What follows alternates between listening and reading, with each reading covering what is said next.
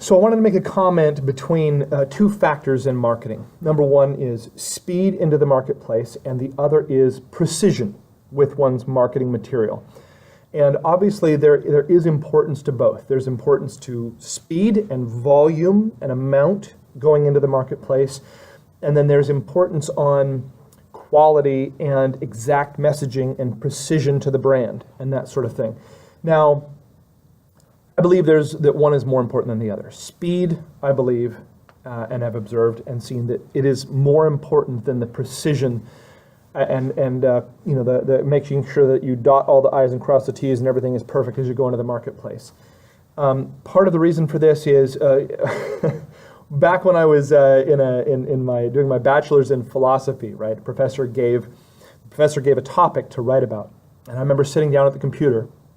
And I'd written many papers on different philosophical topics, and I wrote 3 sentences, and I was done answering the question. I didn't really have anything more to say, and so I spent the next 48 hours agonizingly drawing this out to 5 pages worth of content. And it was just, it was so, anyway, you get the idea. Some watching this may understand that idea very thoroughly. I had my answer like that. I had not just an answer to a question, but an answer to a topic. Like what I wrote down for me explained everything, and it was just crystal clear. Truth is simple, right?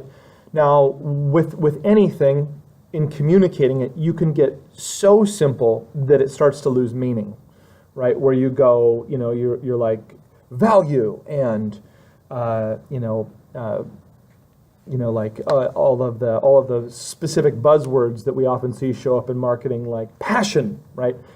Starts to lose meaning. Truth, but it starts to lose meaning. Like I could tell you about the passion that we feel and experience here at Richter, and it's part of our culture, and it wouldn't be as meaningful. So we do need to bring a certain amount of precision to our marketing and a certain amount of complexity to it, a certain amount.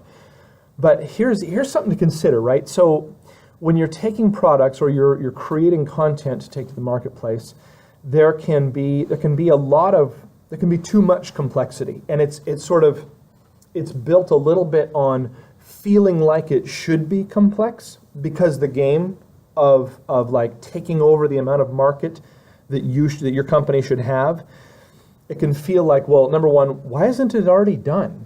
And like, why hasn't this happened already if we're so good? And then number two, there's so much market to capture that there can be a feeling like, well, there's got to be so many different messages and so many different ways of saying it and so many different people that respond so many different ways. Instead of just maybe recognizing it hasn't been done because simply it hasn't been done. A very simple truth. It hasn't been done because it hasn't been done.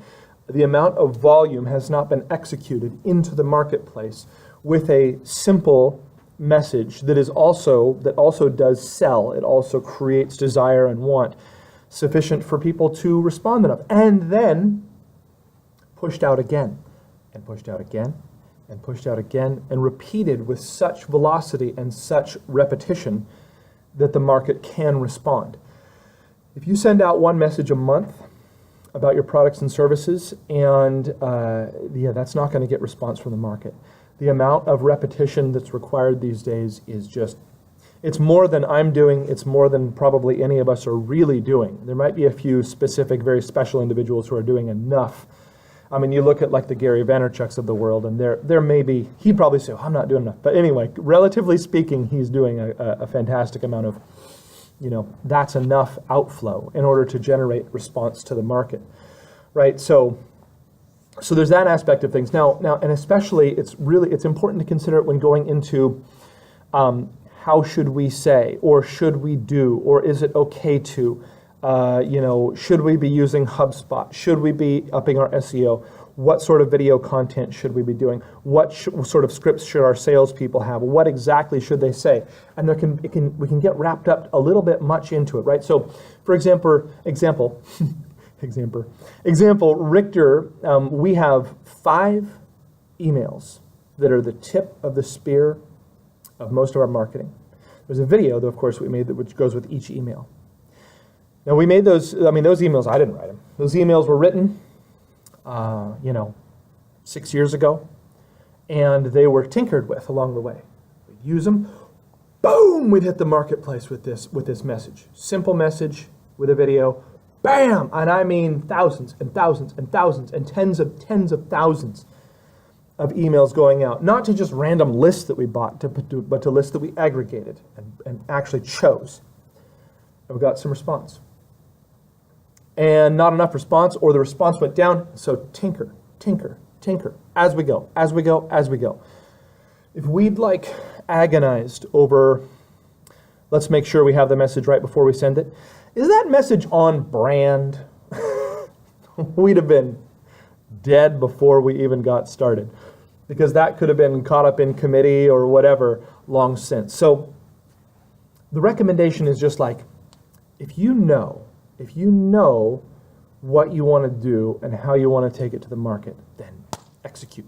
Just go. Just put the pedal down, fire out into the market, send out a lot of communication, watch on a daily, on an hourly, on a whatever basis to see what sort of responses you're getting, and tinker, right? And tinker, and then twist and tweak and get it, and then bam, again, right? And bam, again, and fire again, right? So like at the beginning of the year, we had a change in sales, and we had a salesperson leave who was very valuable, and he's doing awesome. He's a good friend of everybody's, et cetera. But he went off to do his own thing, right? And so the amount of outflow that was required of me, I mean, I've been doing a certain amount and having a good amount of success and this and that, but the target became much higher for me personally, and so I had to do a workout of how to immediately double the amount of outflow I was doing.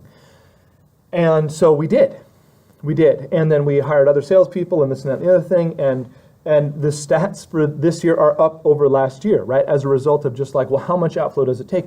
Now, how much more could we do, right? So there's a fear, I don't want to send out too many emails. Every week I get people asking off of my emails. You might ask off in just a minute. You might be watching this video and go, this guy is sending out way too much stuff. Every week, I don't know, 2, 3, 4, 5, 6, something like that. People, too many emails and ask off and unsubscribe and this and that. Sometimes clients do, and I put them on a separate list because I'm going to reach out to them individually.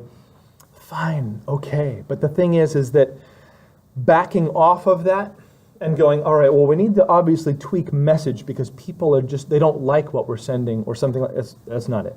That's not it. You're intelligent. You know what you're doing.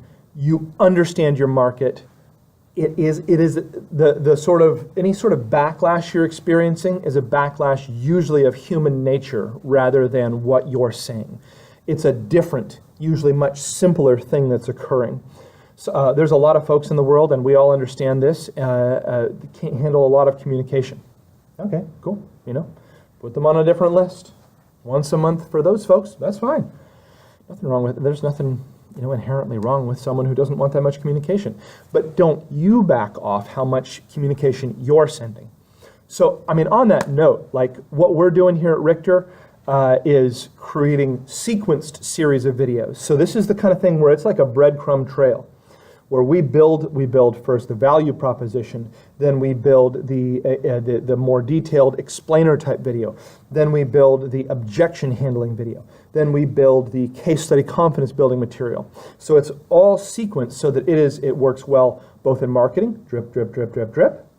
It works well for the salesperson. I need to send this to them because now they're here in the sales process, now I need to send that. And it works well on the website. The prospect, I'm here, I watch a video, now it leads me to this part of the site, I watch a video, now it leads me to this part, now I watch a video over here, and it leads them through the sales process. Because when they're on your website, they're usually often are vetting, they're trying to decide, should we pursue, and so you need something to guide them through so that they know where to go next, and video can lead them properly. Same thing in the sales process, they need to know what they need to know next, so if it's sequenced out correctly, the salesperson always has the next piece of information. In marketing, when you're trying to reel them in and get them into your universe, they need that next thing that helps guide them through it, right? So anyway, this is the longest video I've done in a while, but I just had a few things to say. Get a whole bag full of videos. Get a whole bag full of email threads that you're going to send out, a whole bunch of different things, a whole ton of content. Create tons of microsites and landing pages, and just get so much content going that wherever the prospect is, there you are. You'll be unavoidable. Anyway, that's it for today. This is too long, and if you need something, reach out. Let me know.